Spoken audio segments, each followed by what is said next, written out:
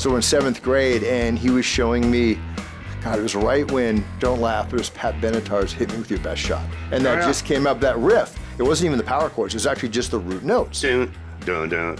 Da, da, da, da. Yeah. and so, but I remember he shows me, I tried it a few times, and then I actually, yeah, and I did the whole thing, and I did it in time, and I'm like, I just freaked out. I'm like, oh my God, I made this sound that I like, and I actually did it, and it sounds kind of like the song. When did you start jamming with people? Around, 10th grade and 11th grade, I started jamming with a bunch of people, and I didn't think I could even play, and I wasn't that good. But what worked out great is that in high school, and you remember this, of all the wannabe rock stars, you had a bazillion guitarists, and then you had a half a bazillion drummers, and then you had half a bass player and and 0 bass players. Yeah. 0 bass players. So even though I sucked, I was the only bass player. So I automatically always got to jump to the top of the heap. Jump to the top of the heap. So I was playing, buddy. I've always, same thing with you. I mean, I always played with the best guitarist and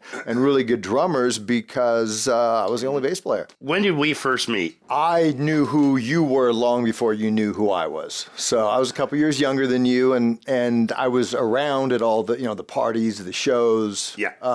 Starting in the early 80s, but I was, one of the dorky, zit-faced little 13-year-olds walking around, and you were the badass guitar player in Mistrust. You weren't 13. Well, no, but a little bit. You were like 15, 16 when Mistrust started. God, yeah, 5 years younger than you. 50, just turned 55. Do you know how old you are? Old enough to know better. Anyways. You hit a big milestone, allegedly. Allegedly.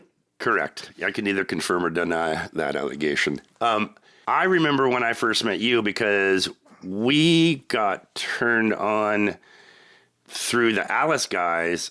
We're looking for a bass player, and you were good friends with those guys. And I remember walking into their house on, was it Des Moines Memorial Drive?